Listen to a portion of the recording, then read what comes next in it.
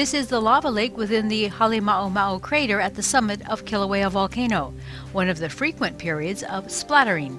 Scientists say the large bubbles bursting at the surface drive the spattering activity, as shown occasionally by a large spherical burst. There has been a lot of volcano talk this month, and that's because January is Volcano Awareness Month on Hawaii Island. Hawaiian Volcano Observatory scientists under the United States Geological Survey have been giving all sorts of interesting lectures on Kilauea and Mauna Loa. Today we feature Matt Patrick, who recently presented on happenings in Halemaumau, an After Dark in the Park talk on Kilauea summit eruption, going strong since March 2008.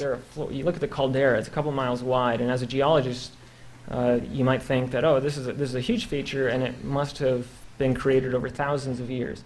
But actually the recent work shows that the caldera itself was formed in around 1500. So that's relatively recent, and there were people living on the island. After that, that basically began a phase of explosive activity at the summit that lasted from about 1500 to 1790. So the summit area was very different than it is today. It would have been basically unlivable because you had these very violent explosive events. They have created 11 meters of deposits in the summit area. So. Yeah, basically very violent explosive activity for several hundred years, 1500 to 1790. There's kind of a gap of information between 1790 and 1823, but 1823 is the first written record, and that's when this missionary Ellis looked out over the caldera floor. At that time, the caldera floor was much deeper than it is today, and he observed the lava lake activity. And that kind of brings us into the, well, that starts the historic record. Is the glow from the lava itself or from the gas? It's from the lava, yeah. The gas cools off pretty quick, so it's probably not emitting much light. Yeah, it's reflected on through the particles in the plume and the water droplets and against the back wall.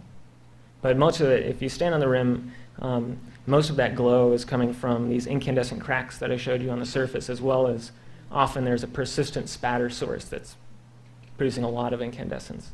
I told you about seismic tremor and how there's kind of this background vibration of the volcano.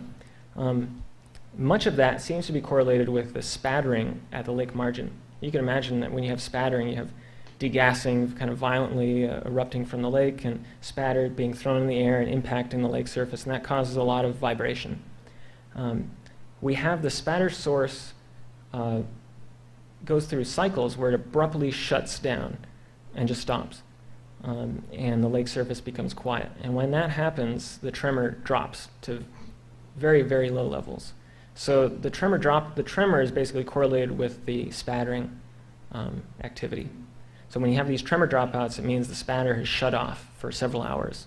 Why it does that, it's still kind of enigmatic. It seems to be related to these it's probably related to the gas piston events. I told you how it's this kind of episodic gas accumulation and release in the upper lava lake, portion of the lava lake.